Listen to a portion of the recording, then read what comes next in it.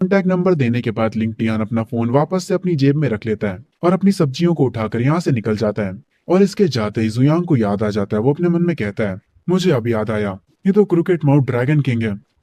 यान फैमिली का यंशियल loser sun in law, एक लेजेंडरी ड्रैगन किंग जिसने यान फैमिली में शादी करी थी। तभी से ही शिफ्ट होता है लिंग टियान के ऊपर। वो भागते भागते एक जगह पर रुक जाता है। वो थोड़ा हैरान होता है क्योंकि जुयांग से मिलने के बाद उसका भी सिस्टम एक्टिवेट हो जाता है और उसका सिस्टम भी लिन फैंग जैसा होता है। वो उसे जुयांग को प्रोटेक्ट करने के लिए कहता है। इस सिस्टम का भी बस एक ही काम होता है, जुयांग को प्रोटेक्ट करना। अगर तुम अच्छा करते हो तो तुम्हें रिवॉर्ड्स मिलेंगे। इसे भी बिगिनर पैक मिल जाता है। कांग्रेचुलेशन होस्ट, आपको पी ग्रैंड मास्टर पावर मिल चुकी है। और ये सब होते ही लिंगटियान की बॉडी के पास से भी अजीब लाइट निकलने लगती है जो कि उसे पावर अप दे देती है। सिस्टम को देखकर लिंगटियान काफी खुश हो जाता है और वो कहता है, ये तो एक सिस्टम है, मैं अब अमीर बन जाऊंगा। एक सेकंड रुको, मेरी वाइफ पहले से अमीर और खूबसूरत है। मैं ऑलरेडी अपने सपनों की जिंदगी जी रहा हूँ। लिंगटियान सिस्टम को देखकर कह रहा होता है, आखिर ये प्रोटेक्ट जोयांग वाला क्या सीन है? आखिर ये सिस्टम है क्या? क्या जोयांग और ये सिस्टम मुझसे कुछ छुपा रहे हैं? सिस्टम कहता है, सिस्टम तुम्हें एक्सप्लेन नहीं करने वाला। तुम बस अपने ड्रैगन किंग होने की ड्यूटीज निभाओ। और वैसे भी ड्रैगन किंग होना लॉ को ब्रेक करता है।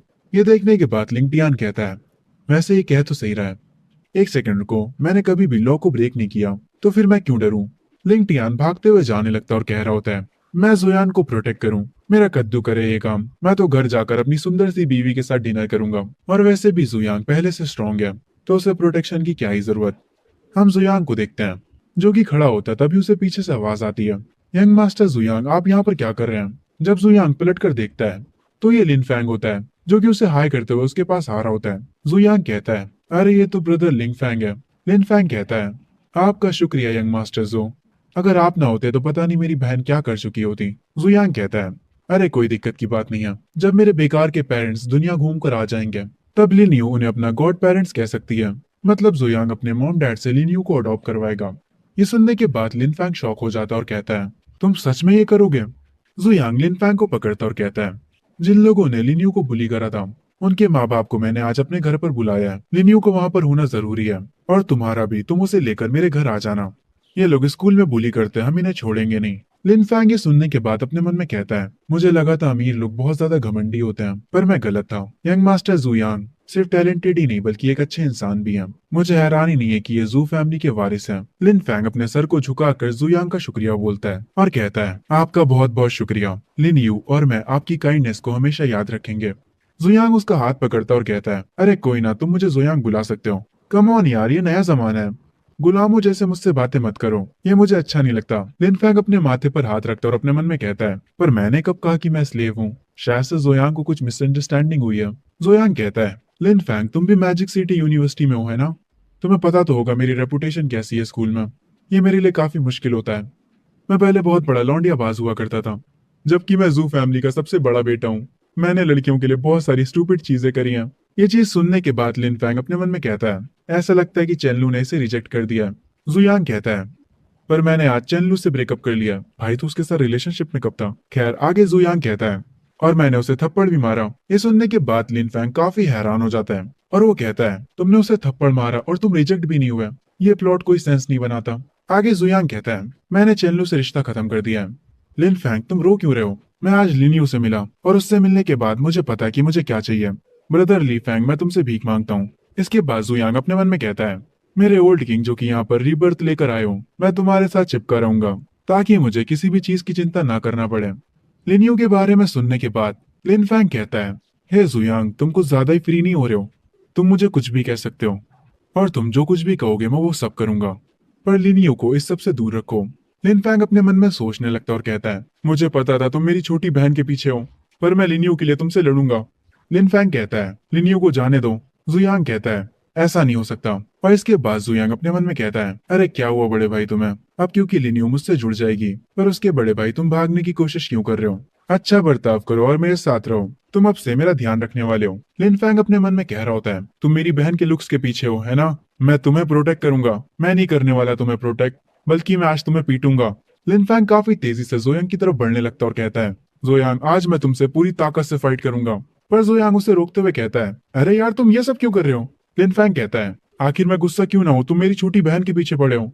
तो क्या हुआ अगर तुमने उसकी जान बचाई है? तो तुम इसका इस्तेमाल करके उससे हाँ नहीं कहलवा सकते हैं, मैं तुम्हें पहले ही बता रहा हूँ। ये सुनने के बाद जुयांग कहता है, आखिर तुम क्या सोच रहे हो यार, तुम्हें मिसअंडरस्टैंडिंग हुई है। मेरा कहने का मतलब था लिनियो मेरी फैमिली बन जाएगी, यानी मेरी छोटी बहन, समझ में आया? ये सुनने के बाद लिन फैंग के चेहरे पर स्माइल आ जाती है और वो कहता है, तो तुम्हारा ये मतलब था? तुम्हें ये पहले कहना चाहिए था। तुमने फालतू में मुझे डरा दिया, मुझे लगा तुम मेरी बहन के पीछे पड़े हो। खैर, इन सारी बातों पर ध्यान ना देते हुए जुयांग पूछता है, लिन फैंग क्या तुम उस लड़के को जानते हो, लियान को, जो कि चेनलू के साथ रहता है? उस लड़की ने मेरा सारा फैमिली मनी उस लड़के पे खर्च करा है। तुम जाकर उससे निपट सकते हो मेरे लिए, उसे वाइप आउट कर दो। ये सुनने के बाद लिन फैंग अपने मन में कहता है, टाइम में पीछे आने से पहले मैंने कम से कम हजारों जाने लिए हैं, ये मेरे लिए मुश्किल नहीं होगा। पर यंग मास्टर जो के लिए एक रेगुलर गाय को हैंडल करना तो इजी होना चाहिए, तो ये मुझसे क्यों मदद मांग रहे हैं? ये चीज मुझे जर्नी टू द वेस्ट जैसी वाइब क्यों दे रहा है, जब कोई किसी और को ऑर्डर्स देता है मॉन्क और उसके क्रू को मारने का। लिन फैंग जोयांग से कहता है, तुम्हारे पास पैसा है और पावर भी, एक एवरेज पर्सन से डील करना तो तुम्हारे लिए बाएं हाथ का खेल होना चाहिए, तो तुम मुझे क्यों ऑर्डर दे रहे हो? ये सुनने के बाद जोयांग कहता है, आज ए पर्सन तुम्हारे में कॉन्शियस होना चाहिए। मैं हमेशा बात मानता हूँ, लॉ और रूल्स को मानता हूँ, आखिर मैं ऐसी चीजें कैसे कर सकता हूँ? ये सुनने के बाद लिंग फैन कहता है, तुम लॉस और रूल्स को मानते हो, पर फिर भी तुम चाहते हो कि मैं किसी को मारूं, और तुम्हें ये कहते हुए शर्म भी नहीं आ रही है? यार थोड़ी शर्म करो। तभी बीच में जुयांग कहता है, अरे यार मैं तो मजाक कर रहा था, मैं तुम्हें उसे सच में मारने के लिए थोड़ी ना कह रहा हूँ, बस उसे थोड़ा परेशान करो और उसे थोड़ा नीचे गिरा दो अगर तुम कर सकते हो तो। ये कहने के बाद जुयांग अपने मन में कहता है, मैं पिछले एम्परर का इस्तेमाल कर रहा हूँ ताकि मैं मेन कैरेक्टर को गिरा सकूं, ये एक सॉलिड मूव है। वो अपने सिस्टम स्प्रिट से पूछता है, सिस्टम क्या ये ऑपरेशन के तौर पर काउंट होगा? इसके लिए लक की वैल्यू नहीं होगी क्या? ये सुनने के बाद सिस्टम स्प्रिट कहता है, ठीक है तुम जीत गए, मैं इसे काउंट करूंगा, तुम्हारे साथ रह रहकर मेरा भी मेहनत करने का मूड नहीं है। आगे लिनफैंग कहता है, ठीक है मुझ पे वैसे भी तुम्हारा एहसान है, पर मुझे एक बात बताओ, तुम ये सब चेनलू की वजह से तो नहीं कर रहे हो ना? और मेरा इस्तेमाल करके रिवेंज तो नहीं ले रहे हो ना? ये सुनते ही जुयांग कहता है, अगर मैं बेवकूफ हूं तो क्या तुम भी बेवकूफ हो गया? अगर मैंने मूव ऑन ना किया होता तो मैं उससे ब्रेकअप ही क्यों करता? और हाँ, आज रात मेरे घर आना मत भूलना, मेरे घर का एड्रेस तो पता ही होगा तुम्हें। ये कहकर जुयांग यहाँ से चला जाता है। लिन फैंग पीछे कह रहा होता है, तो तुमने एडमिट कर लिया कि तुम बहुत बड़े लौंडियाबाज हुआ करते थे, और मैं तुम्हारे लिए बस एक टूल हूँ। चलो यार इसे भूल जाते हैं, उसने मेरी मदद करी थी तो मुझे उसका एहसान चुकाना होगा। लियान को क्रश करना इतना भी मुश्किल नहीं है। सीन वापस से जुयांग के ऊपर आ जाता है। वो अंकल यान को कॉल करता और कहता है, अंकल यान आप मिडिल स्कूल के एफिलिएटेड गेट के पास आकर मुझे पिक कर लीजिए। हम अंकल यान को देखते हैं जो कि काफी खुश लग रहे होते और कहते हैं, यंग मास्टर क्या आपने सच में चेनलू को चाटा मारा और उससे ब्रेकअप भी कर लिया? जब आपके माँ बाप को ये बात पता चलेगी तो वो काफी हैरान होंगे। यंग मास्टर आप सच में अब बड़े हो चुके हैं, इन दिनों आप लड़कियों के पीछे नहीं भाग रहे हैं, ये देखकर मुझे काफी खुशी हो रही है। अंकल यान रोने तक लगते हैं। उनका रोना फोन पर सुनकर जुयांग बोलता है, अंकल यांग अब बस करिए और रोना बंद करिए और जल्दी मुझे लेने आइए। और हाँ, मुझे आपको एक गुड न्यूज बतानी थी, मुझे एक छोटी बहन मिल गई है, उसका नाम लिनियो है। वो और उसका भाई आज रात हमारे घर आ रहे हैं। ये सुनने के बाद अंकल यान हैरान हो जाते हैं और वो कहते हैं, न्यू सिस्टर? यंग मास्टर क्या आपका दिमाग खराब हो चुका है? चेनलू को डंप करने के बाद मैं इस चीज को बर्दाश्त नहीं कर सकता। असल में अंकल यांग को भी मिसअंडरस्टैंडिंग हो जाती है। उनको लगता है शायद से जुयांग लिनियो के पीछे पड़ा है। जुयांग फोन पर बोलता है, अंकल यांग क्या आपको मैं इतना डेस्परेट लगता हूँ? ओवर थिंकिंग करना बंद करिए, वो बस मेरी एक छोटी बहन है। और हाँ, आज रात अच्छे से तैयारी करके रखिएगा। खैर, आगे सीन शिफ्ट होता रात में। लिनफैंग अपनी बहन के साथ जुयांग के घर आ चुका होता है। काफी सारे सिक्योरिटी गार्ड्स एंट्रेंस पर खड़े होते हैं। वो गार्ड्स उनसे कहते हैं, आप दोनों यंग मास्टर जुयांग के मेहमान हैं, प्लीज अंदर आइए। वो दोनों अंदर चले जाते हैं। हम जुयांग को देखते हैं जो कि एक सोफे पर बैठा होता है और अपने मन में कह रहा होता है, डैम नॉवेल्स फेक होती हैं, उसमें लिखा था कि यहाँ के पीपल सारे क्लूलेस हैं। मैं उम्मीद करता हूँ कि मेन कैरेक्टर अपनी अपनी जगह पर चले जाए। लगता है सब वेस्ट हो गया। तभी लिन फैंग वहां आ जाता है जहाँ पर जुयांग बैठा होता है। वो जुयांग का चेहरा देखकर अपने मन में कहता है, आखिर ये इतना डिसअपॉइंटेड क्यों लग रहा है? क्या ये हमें यहाँ पर बुलाना नहीं चाहता था? तभी हम उन सारे बुली करने वाले बच्चों के पेरेंट्स को देखते हैं। वो सारे के सारे काफी हैरान और काफी गुस्से में होते हैं। उन्हें यकीन ही नहीं हो रहा होता कि उनके बच्चों ने ऐसा कुछ करा है। वो थोड़े से निराश भी लग रहे होते हैं।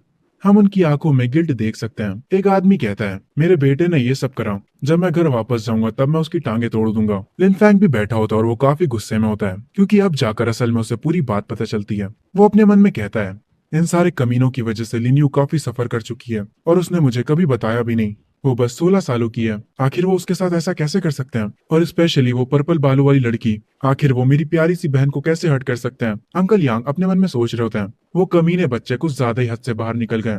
यंग मास्टर ने बिल्कुल सही चीज करी, उन्हें सबक सिखाना जरूरी था। आज हम उनकी फैमिलीज को बर्बाद कर देंगे। जुयांग कस के टेबल पर अपना हाथ मारता है, वो टेबल टूट जाता है। जुयांग उठता है और कहता है, मैं तुम लोगों की बकवास सुनकर थक चुका हूँ। जुयांग को टेबल तोड़ते हुए देख अंकल यांग काफी हैरान हो जाते हैं। वो अपने मन में कहते हैं, आखिर ये क्या था? यंग मास्टर आखिर मार्शल आर्टिस्ट कब बने? मैंने उन्हें बचपन से देखा है, तो मुझे कैसे नहीं पता चला कि वो ये सब भी कर सकते हैं। जुयांग काफी गुस्से में होता है और वो कहता है, अभी मैं तुम सारे पेरेंट्स से पूछना चाहता हूँ, आखिर किस तरह की एजुकेशन तुम तुम्हारे बच्चों को देते हो? तो मुझसे सुनो कि तुम्हारे बच्चे कैसे हैं। वो नकली हैं और चालाक हैं, वो लालची हैं और बदतमीज हैं, बेशरम और सेल्फिश हैं। सारे पेरेंट्स अपना सर झुकाकर खड़े होते हैं। जुयांग कहता है, बच्चे माँ बाप की कॉपी होते हैं, इसका मतलब है तुम लोग भी उन्हीं के जैसे हो गए। जब वो बच्चे थे तब से ही उन्हें बिगाड़ना, यही सब तो करा तुम लोगों ने। और जब भी वो कोई गलती करते थे तो तुम लोग कहते होगे कि वो बस बच्चे हैं। मेरी बात सुनो, एक दिन तुम्हारे बच्चे बड़े होकर तुमको ही काटेंगे। अगर तुम उन्हें अभी नहीं सिखाते हो तो मैं सिखाऊंगा। जुयांग को ऐसे रिएक्ट करते हुए देख लिन यू अपने मन में कह रही होती है, ब्रदर जुयांग आप कितने अच्छे हो, आप इतने गुस्से में हो मेरे लिए कभी किसी ने इतना कुछ नहीं करा। जुयांग को ऐसे रिएक्ट करते देखकर लिन फैंग भी काफी खुश होता है। वो मुस्कुराते हुए कहता है, काफी अच्छा हुआ कि मैं जुयांग से मिला, अब कभी भी कोई लिन यू से बदतमीजी नहीं करने वाला। यहाँ पर वो पर्पल बालों वाली बुली लड़की भी आई होती है। वो कहती है, यंग मास्टर जो, मैंने माफी मांगी जबकि मैं नहीं मांगना चाहती थी। आखिर आपको और क्या चाहिए? मैं वादा करती हूँ कि मैं अपनी कजन को आपसे दूर रखूंगी। हमने माफी मांग ली है, इतना काफी होना चाहिए। क्या हुआ अगर आप सबसे अमीर हुए तो? मुझे अब हैरानी नहीं हो रही है जब चेनलू कहा करती थी कि आप सब लोग जाहिल हैं, क्योंकि उस पर्पल बालों वाली लड़की ने कुछ ज्यादा ही बोल दिया होता है। इसीलिए उसके डैड तुरंत उसके पास आकर उसके मुंह पर अपना हाथ रख देते हैं और कहते हैं, तुम ये क्या बोल रही हो? तुम पागल हो गई हो क्या? जल्दी करो और यंग मास्टर जू से माफी मांगो। इस लड़की को ऐसा बोलते देख जोयन अपने मन में कहता है, ये लड़की तो सच में काफी बोल्ड है। वो लिन फैंग की तरफ देखता और कहता है, ये जरूर से लिन फैंग के मेन कैरेक्टर के ऑरा के अंडर होगी, वरना ये ऐसे एक्ट ना करती। लिन फैंग अपने मन में कह रहा होता है, ये लड़की पागल है, किसी और की तो हिम्मत भी नहीं हो रही यहाँ पर कुछ बोलने की, पर सिर्फ यही अकेली लड़की है जो कि मुसीबत को दावा दे रही है। जोयांग कहता है, फालतू की बकवास बंद करो और उन बातों को याद रखना जो मैंने कही है। लिनियो मेरी छोटी बहन है। जब मेरे पेरेंट्स वापस आ जाएंगे तो मैं उसके लिए एक सेरेमनी होस्ट करूंगा। उसके बाद वो ऑफिशियली जो फैमिली की गॉड डॉटर बन जाएगी। तुम लोग बच्चों को सही से सिखा नहीं पाते हो, इसमें मैं तुम्हारी मदद करूंगा। अंकल यान आपको पता है ना आपको क्या करना है? अब आप सारे मेहमानों को बाहर भेज सकते हैं। अंकल यांग कहते हैं, ठीक है यंग मास्टर मैं समझ गया। उसके बाद वो सारे बॉडीगार्ड्स को ऑर्डर देते हैं कि इन मेहमानों को पकड़ लो। वो बॉडीगार्ड्स तेजी से उन मेहमानों की तरफ जाने लगते हैं। जोयांग कहता है, मैंने आपसे उन्हें बाहर भेजने के लिए कहा था, ना कि पकड़ने के लिए। अंकल यांग कहते हैं, यंग मास्टर मैं सब समझ चुका हूँ। ये सुनने के बाद जोयांग अपने मन में कहता है, नहीं तुम्हें कुछ समझ नहीं आया है, तुमसे मैंने कहा ही क्यों। वो बॉडीगार्ड सारे लोगों को पकड़ने लगते हैं और उन्हें घसीट कर एक कमरे में ले जाते हैं। वो सबको जमीन पर बैठा देते हैं। अंकल यांग एक क्रीपी स्माइल देते हैं और कहते हैं, तुम लोग चुपचाप बैठ क्यों नहीं जाते? अगर वो तुम्हें तेजी से मारे तो समझ जाओ ये तुम्हारे कर्मों का फल है। तुम्हें चीजें याद नहीं रहेंगी जब तक हम तुम्हें सबक ना सिखाए। तुम लोगों की हिम्मत कैसे हुई यंग मास्टर की फैमिली की बेइज्जती करने की? लिन फैंग जोयांग के पास आता और कहता है, तुम्हारा शुक्रिया ब्रदर, तुमने लिनियू के लिए काफी कुछ करा है। जोयांग उसे बीच में रोक कर ही कहता है, तुम किस बारे में बात कर रहे हो? छोड़ो यार वो सब, तुम्हें जो करना है करो, पर तुम लिनियुई को खुद के साथ सफर करने नहीं दे सकते। जोयांग तुरंत अंकल यांग को बुलाता है और उसकी एक आवाज से अंकल यांग भागते हुए उसकी तरफ आने लगते हैं। वो भागते भागते कह रहे होते हैं, यंग मास्टर क्या मेरे लिए कुछ ऑर्डर्स हैं? अंकल यांग को इतनी जल्दी यहाँ पर देखकर जोयांग हैरान हो जाता है। अंकल यांग कहता है, आपको कुछ खाने पीने के लिए चाहिए क्या? मुझे बताइए जो भी आपको चाहिए। जोयांग इनको देखकर अपने मन में कहता है, ये तो मेरे बुलाते ही तुरंत आ गए। वो आगे लिनियुई के साथ खड़ा होता और कहता है, अंकल यांग सब कुछ अरेंज करिए। लिनियुई कुछ दिनों के लिए यहीं रुकेगी, हर रोज आप ही उसको स्कूल छोड़ने जाएंगे। और अब मैं लिन फैंग से कहना चाहूंगा, भाई तुम उधर दरवाजा देख रहे हो ना, तो जाओ अब खुद से चले जाओ। ये सुनने के बाद लिन फैंग हैरान रह जाता है। वो अपने मन में कहता है, आखिर जोयांग करना क्या चाहता है? इसके पास बुरे इरादे तो नहीं है मेरी बहन को लेकर, पर वो सिर्फ 16 साल की है। जोयांग पर केस करो। खैर आगे लिन फैंग जैसे ही अपनी बहन से बात करने जाता है, अंकल यांग उसे कॉलर से पकड़ते हैं और जाकर बाहर फेंक आते हैं। वो बाहर खड़ा गुस्से में होता है और कहता है, अगर तुम जोयांग के बटलर ना होते तो मैं तुम्हें बताता कि मैं क्या कर सकता हूँ। आगे अंकल यांग गेट बंद कर लेते हैं। लिन फैंग उस गेट के पास जाता और कहता है, अंकल यांग मुझे माफ कर दीजिए, मैं जोयांग की काइंडनेस को समझ चुका हूँ, प्लीज अब मुझे अंदर आने दीजिए। अंकल यांग लिनियू से कहते हैं, अपने भाई के बारे में चिंता मत करो। वो उसे आगे ले जाते हैं और कह रहे होते हैं, यहाँ की मेट्स तुम्हें फ्रेशन अप होने में मदद करेंगी, जाओ और अपने कमरे में अच्छे से सो जाओ। घर के बाहर खड़ा बेचारा लिन फैंग रो रहा होता है, उसके ऊपर पत्तियां भी पता नहीं कहाँ से गिरने लगती हैं। वो आगे कहता है, लिनियू आखिर तुम अपने भाई को ऐसे कैसे छोड़ सकती हो? सी शिफ्ट होता है अगली सुबह। अंकल यांग कार निकाल कर खड़े होते हैं और कहते हैं, यंग मास्टर लिन फैंग और लिनियू, प्लीज कार में आके बैठ जाइए। बेचारे लिनफैंग को काफी सर्दी लग रही होती है क्योंकि उसने पूरी रात बाहर गुजारी है। लिन यू लिनफैंग को बताती है, ये इनकी सबसे बेकार कार है, ये अमीरों की दुनिया है। लिनफैंग कार को देखकर अपने मन में कहता है, मैं सच में इमेजिन भी नहीं कर सकता। जोयांग बस शो ऑफ करते जा रहे हैं। जब अंकल यांग इन्हें लेकर यहाँ से स्कूल निकलते हैं तब यहाँ पर एक और भी कार आती है। हम जोयांग को देखते हैं जो कि अपने रूम में बैठा गेम खेल रहा होता है और वो हर बार हार जा रहा होता है। उसे काफी गुस्सा आता है और वो कहता है, क्या इस गेम में कोई चीटिंग कर रहा है? मैं आखिरकार इंस्टेंटली हर गेम में कैसे मरे जा रहा हूँ। तभी एक मेड उसके कमरे में आती है और उसको बताती है, यंग मास्टर यान फैमिली से मिस यान आई है और वो आपसे मिलना चाहती हैं। जो सुन के जोयांग थोड़ा हैरान होता है और कहता है, यान फैमिली से मिस यान? मुझे अब याद आया, वो यहाँ पर कॉन्ट्रैक्ट साइन करने आई है। वो जो मेड होती है वो यहाँ से चली जाती है। जोयांग अपने मन में कह रहा होता है, ये सब सिर्फ इसलिए हो रहा है क्योंकि मेरे जैसा सिम कुछ ज्यादा ही केयर करता था। मैंने ये सब सिर्फ चन्नू के लिए शुरू किया था, उसकी मदद करी और खूब सारे पैसे खर्चा करें, पर इसके बदले में मुझे कुछ भी नहीं मिला। जो फैमिली इस पैसे कमा रही है वो है यान फैमिली और चैन फैमिली। मैं बस एक मिडिल मैन हूँ। वो मेड को वापस से बुलाकर कहता है, यान शियान को मेरे लिए वेट करने के लिए बोलो। तभी जुयंग को याद आता है, यान शियन और चू लिंगटियन, अरे ये तो वही लड़की जिसके पीछे क्रेजी ड्रैगन किंग पड़ा है। तभी हम बाहर एक खूबसूरत लड़की को बैठा देखते हैं और यही लड़की होती है यान शियान। जोयांग उससे थोड़ा वेट कराकर फाइनली उसके पास जाता है और कहता है, मिस यान आपसे मिलकर काफी खुशी हुई। हमारे वहाँ देखो तो आज कितनी रेयर गेस्ट आई हैं। यान शियान सोफे से उठती है, अपना हाथ आगे बढ़ाती है और कहती है, काफी टाइम हो गया जू। पर जोयांग उससे हाथ नहीं मिलाता है। वो थोड़ा दूर जाकर सोफे पर बैठ जाता है और कहता है, अरे यार मेरे साथ इतना फॉर्मल मत हो, हम इतने सालों से साथ में काम कर रहे हैं। चलो भी अब डायरेक्ट काम की बात पर आओ। यान शियान अपना हाथ वापस से पीछे कर लेती है और अपने मन में कहती है, जोयांग आज थोड़ी वियर्ड एक्टिंग कर रहा है। वो चेनलू की फ्रेंड से काफी अच्छे से बात किया करता था, पर आज इसे क्या हुआ है? यान शियान को देखकर जोयांग अपने मन में कहता है, ये लड़की सच में एक टॉप क्लास रिच ब्यूटी है, ये काफी सुंदर है। नहीं नहीं, मुझे ये सब नहीं सोचना चाहिए, मैं कोई सिंप नहीं हूँ। खैर आगे यान शियान कहती है, मेरे फादर आज बिजी थे, इसीलिए हमारी कॉरपोरेशन की इंचार्ज मैं हूँ। जोयांग अपना हाथ ऊपर करता और कहता है, मैं उस कॉन्ट्रैक्ट को कैंसिल कर रहा हूँ। ये सुनने के बाद यान शियान को काफी गुस्सा आता है और वो अपने मन में कहती है, ये कॉन्ट्रैक्ट को कैंसिल कर रहा है? क्या ये पागल हो गया है? ये तो चेनलू के लिए पागल हुआ करता था और अब ये कॉन्ट्रैक्ट को कैंसिल कर रहा है। जोयांग अपने सोफे पर बैठा होता और कहता है, मिस यान आपने वो सुना है ना, मैं पहले सिंप हुआ करता था और उस चेनलू के लिए मैंने अपना दिमाग खो दिया था। यान शियान अपने मन में कहती है, तुम ये बात मुझे क्यों बता रहे हो? हर कोई शहर में जानता है।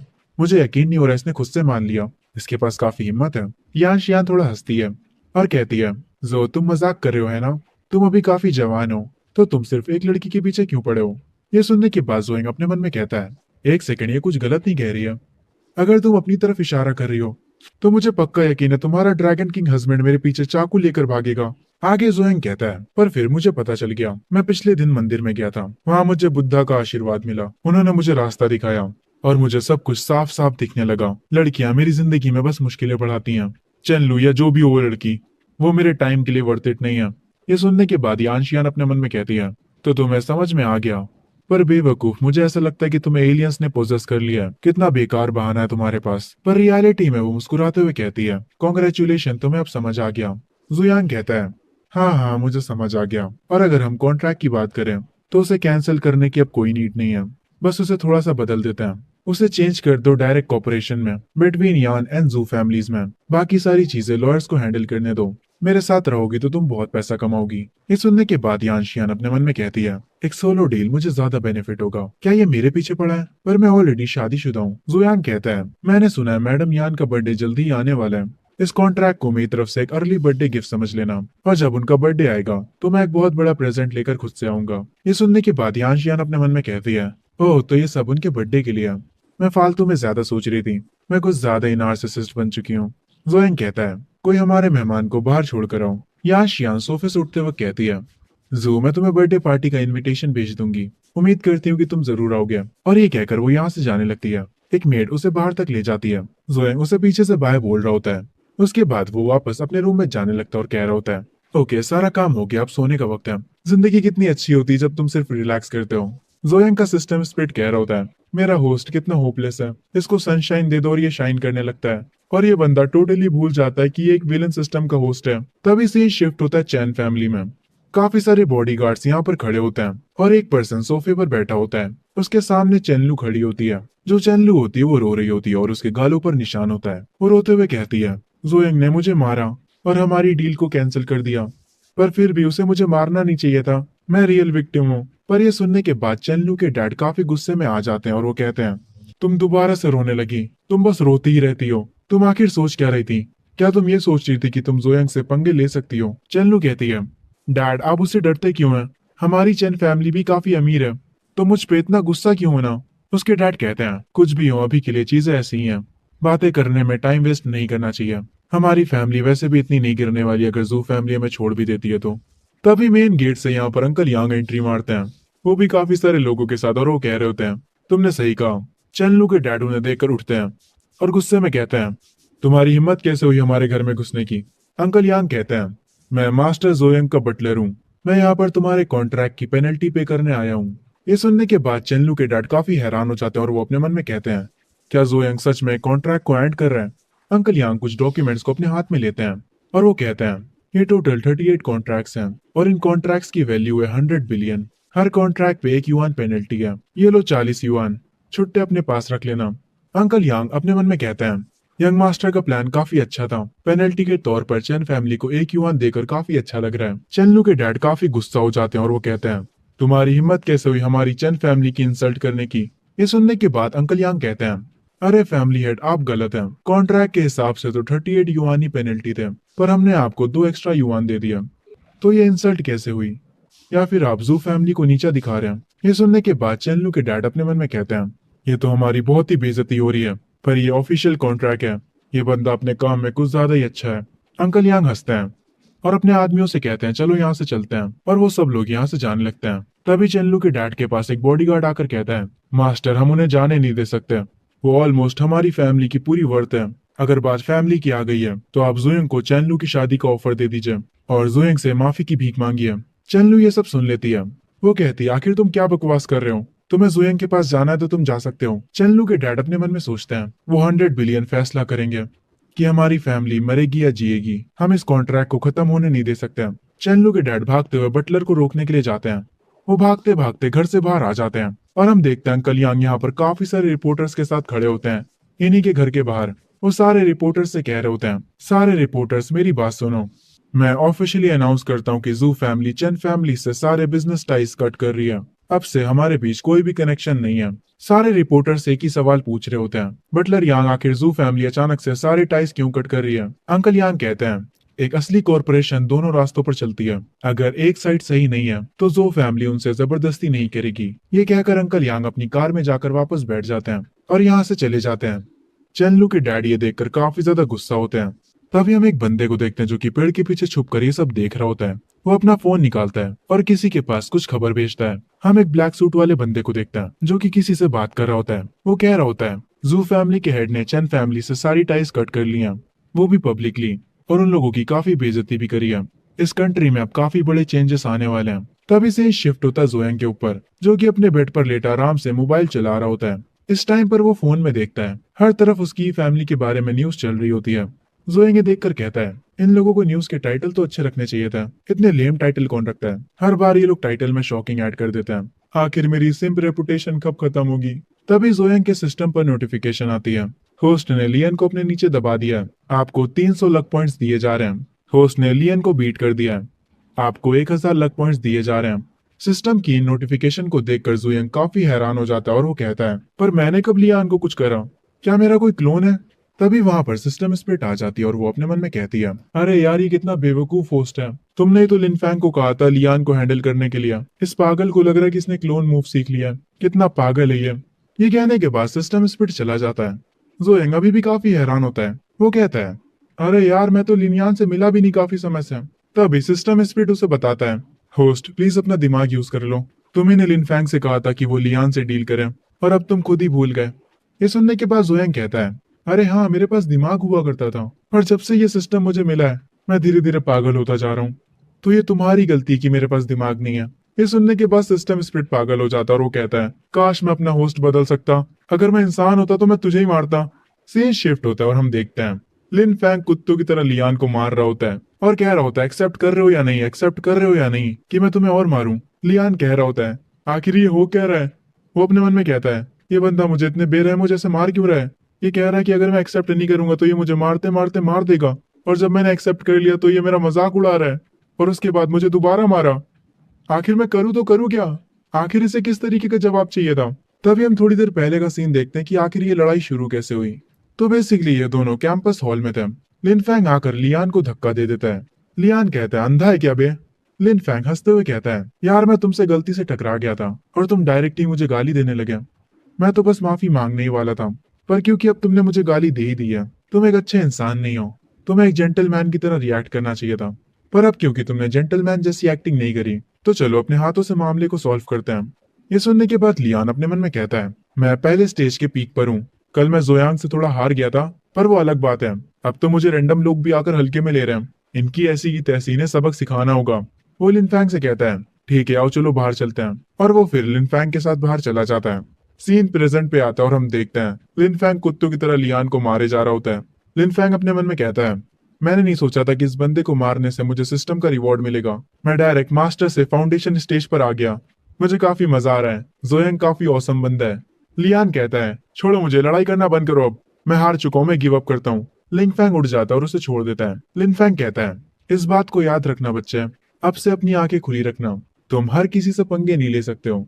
ये सुनने के बाद लियान को गुस्सा आता है और वो कहता है, आखिर तुम हो कौन? अगर हिम्मत है तो अपना नाम बताओ। लिनफैंग कहता है, मेरा नाम लिनफैंग है और मैं इकोनॉमिक क्लास 2 से हूँ। अब तो मैंने तुम्हें नाम भी बता दिया और क्लास भी। जो बिगाड़ पाओ बिगाड़ लो, मैं वैसे भी हर टाइम तैयार रहता हूँ। ये कहने के बाद लिनफैंग यहाँ से चला जाता है। लियान काफी गुस्से में होता है। वो अपनी पॉकेट से अपना फोन बाहर निकालता है और अपने एक अंकल को कॉल करता है और कहता है, अंकल शियान, मुझे किसी ने कॉलेज में मारा है, आपको मेरी मदद करनी होगी।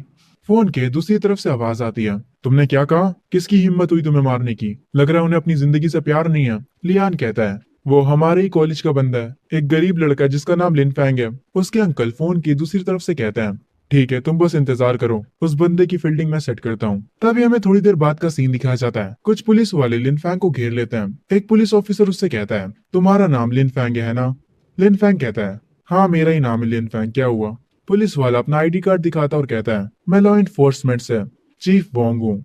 डिप्टी डायरेक्टर शियान ने तुम पर रिपोर्ट करी है। उन्होंने कहा कि तुमने अपनी एनर्जी का यूज करके किसी को हर्ट करा है। चलो हमारे साथ आओ इन्वेस्टिगेशन के लिए। ये सुनने के बाद लिनफैंग हैरान रह जाता है। वो अपने मन में कहता है, मैंने अपनी पावर्स का यूज करके किसी को मारा? पर मैंने तो उसे अपने हाथों से मारा था। लियान ने मुझ पर झूठा केस लगा दिया। लिनफैंग जल्दी से अपना फोन निकालता है और किसी को फोन लगाता है। वो पुलिस वालों से कहता है, एक सेकंड रुक जाओ, मुझे किसी को कॉल लगाने दो। ये सुनने के बाद वो पुलिस वाला अपने मन में कहता है, ये लड़का बेचारा अनलक्की है। ये चाहता तो किसी से भी पंगे ले सकता था, पर इसे डिप्टी डायरेक्टर शियान से ही क्यों पंगे लेने थे? अब इसका कुछ नहीं हो सकता। ठीक है लिनफैंग, जिसको कॉल कर रहे हो उसको जल्दी कॉल करो, हमारा टाइम बर्बाद मत करो। लिनफैंग जोयांग को कॉल करता और उससे कहता है, जोयांग मुझे अरेस्ट किया जा रहा है। लियान ने मुझे झूठे केस में फंसा दिया है कि मैंने उस पर वेपन से अटैक किया है। जल्दी कुछ करो और मेरी बेल कराओ। ये कहकर लिनफैंग कॉल को काट देता है और पुलिस वालों से कहता है, चलो चलते हैं। लिनफैंग अपने मन में कहता है, यार पर मैं तो इमोर्टल एम्परर हूँ, मुझे तो इस दुनिया पर रूल करना था। मेरा बस आज दूसरा दिन है अर्थ पर और मैं आज ही जेल जा रहा हूँ।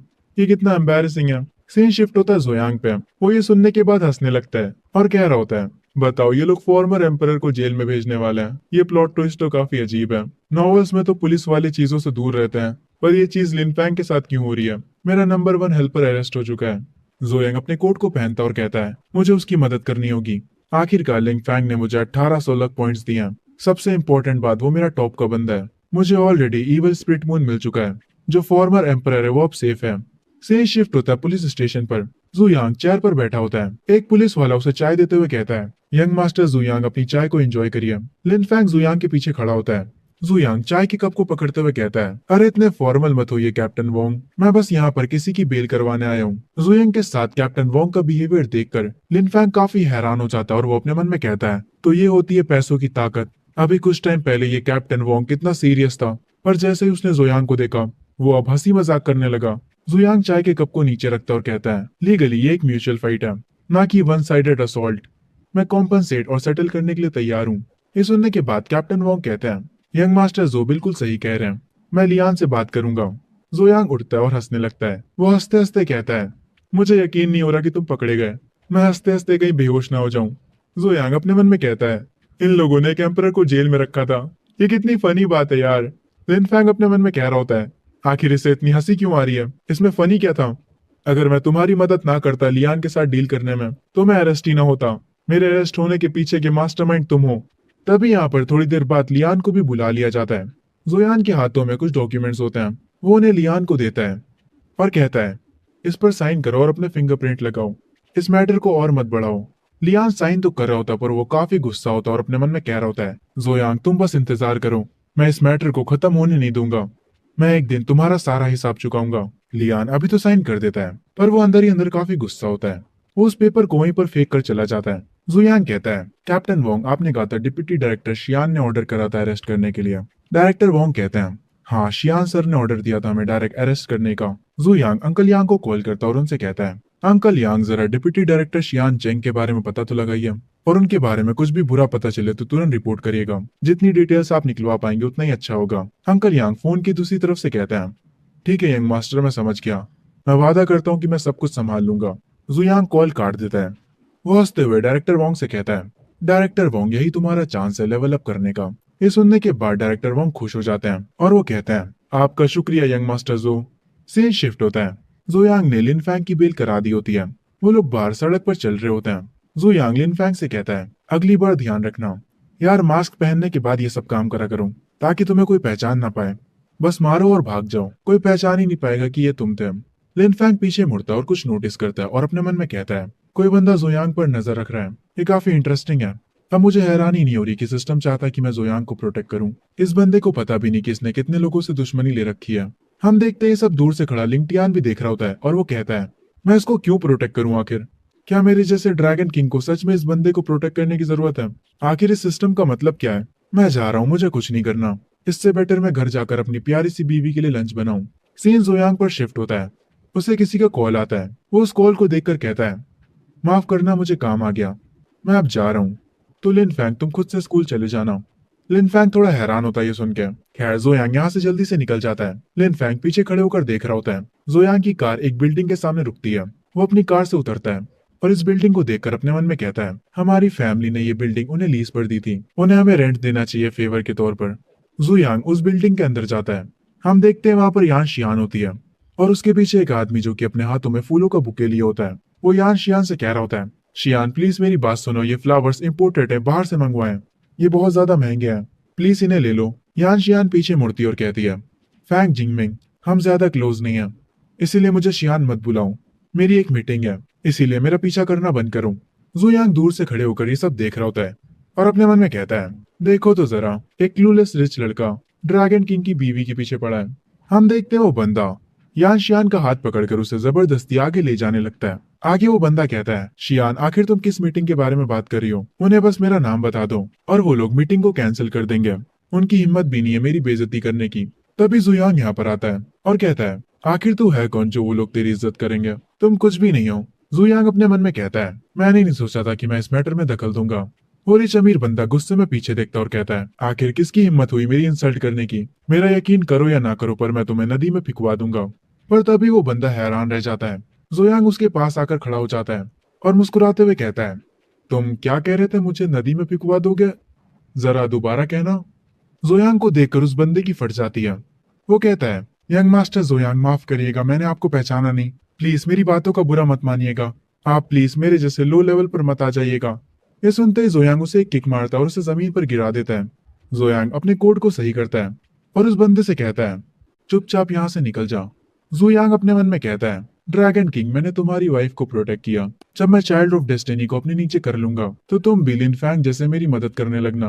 वो बंदा घुटनों पर बैठकर कहता है, यंग मास्टर जो मैं यहाँ से जा रहा हूँ। ये कहकर वो यहाँ से चला जाता है। सीन शिफ्ट होता है मीटिंग रूम की तरफ। यान शियान और जुयांग बैठे होते हैं। यान शियान जुयांग से कहती है, यंग मास्टर जो आपका शुक्रिया।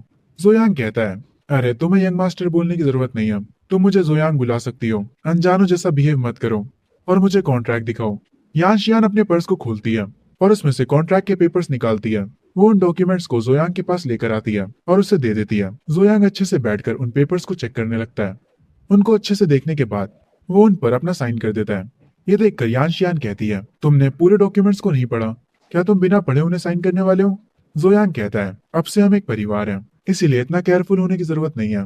ये सुनने के बाद यान शियान थोड़ा शॉक हो जाती है और वो अपने मन में कहती है, एक सेकंड रुको, इसका क्या मतलब था? क्या ये मुझे पसंद करता है?